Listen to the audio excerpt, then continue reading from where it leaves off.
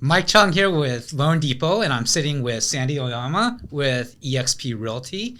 Uh, Sandy's going to speak with us today about that class action lawsuit that happened regarding commissions. And Sandy, can you please explain to us what happened after? Yeah, so the gist of the argument was that seller who hired the agents to represent them in the sale of their home was not happy with the fact that he had to pay the buyer agent's commission as well. He was under the impression that the commissions were non-negotiable and that he was forced to pay the commissions for both agents. So they took it to the court, and the court ruled ultimately that they sided with the seller, saying that we were fixing the prices for commissions and whatnot. So right now we are faced with this dilemma of what's going to happen to buyer agent commissions.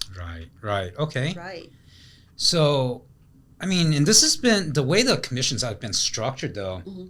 From my understanding, has been structured this way for were they 100 years? Forever, for us. It's been, I think they said about 100 years, right? Yes, exactly. So obviously things need to evolve as times go, right? And I think, I don't know, with the lawsuits, they're appealing it as well? Yeah, they're appealing it. Yeah. So it's going to take some time, but things will change coming in the future. Kind of just how that could impact buyers, right? If that changes, and how does it impact sellers? Because right now, what's the typical structure? That's for people that don't know. Sure. So what usually happens when you're a seller is that you hire an agent. They come over to your house. You talk about how much you're going to charge for the house, and of course you talk about commissions. And commissions, everybody should know this. Commissions are negotiable. Anything in the real estate trade is negotiable. Okay. It's not fixed like everybody believes it is. We don't charge a set 3% commission. We are willing to negotiate for our services. It's just that, the bottom line is you pay what you get. You get what you pay for type thing. Sure. Right? Yeah. So at the end of the day, if there are a lot of brokers out there that charges a flat fee. They don't even charge a commission. They're like, well, I'll just charge you $5,000 to sell your house. You could go with people like that. You can hire. You could do it yourself. A lot of people are confident enough to say, hey, I'm going to be a for sale by owner. Okay. So you don't have to use our services. So I don't know how they got to this conclusion where it was fixed. Gotcha. You know what I mean? It's just anything is negotiable. We negotiate with buyers to try to get, things fixed in the house when we're buying it. So everything is negotiable, and so are agent commissions. Gotcha. Okay.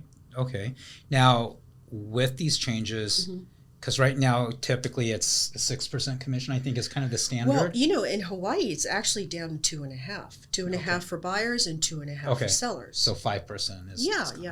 I mean, sometimes, but when we go in to negotiate, we sort of want to support the buyer's agent more. There are times when I only took 1% and gave 3% to the buyers, just to accommodate the sellers, to lessen their burden of having to pay us.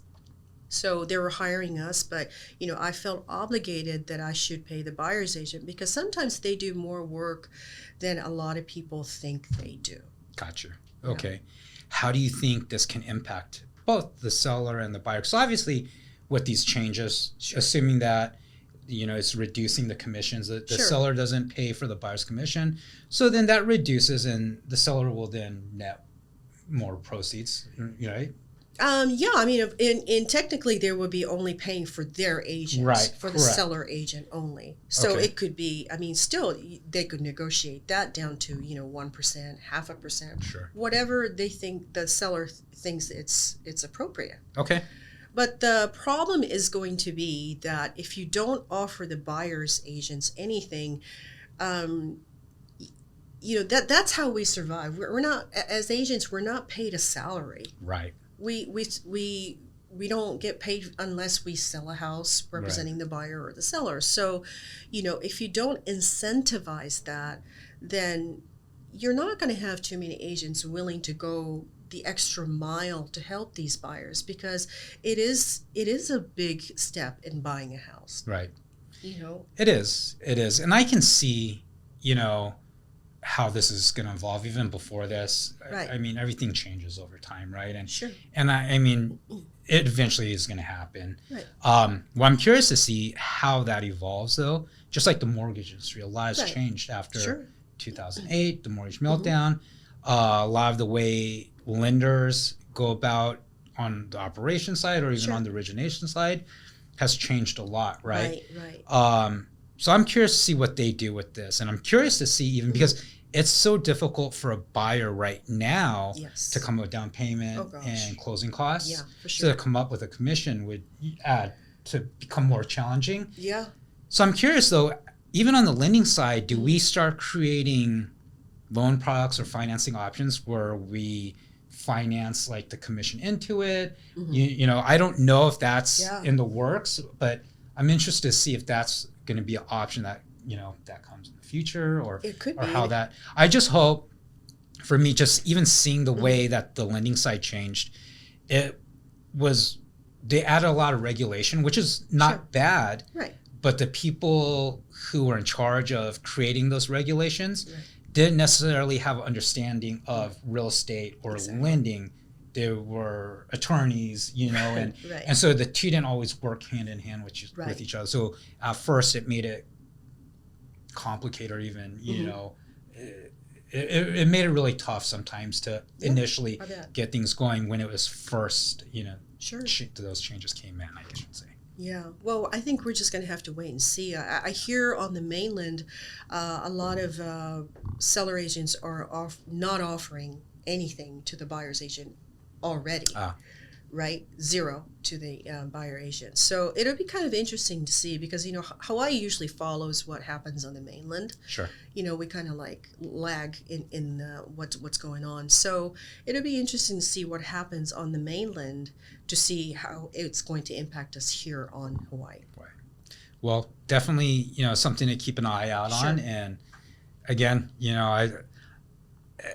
I knew it was going to come someday. Yeah. It's just I'm really interested or curious to see Yeah. how it all unfolds. So. Right, and they're also appealing it too, so it'll be kind of Right. interesting to see what next year, what's going to happen with that. Yes. So we just have to keep a close eye on what's gonna happen. Absolutely.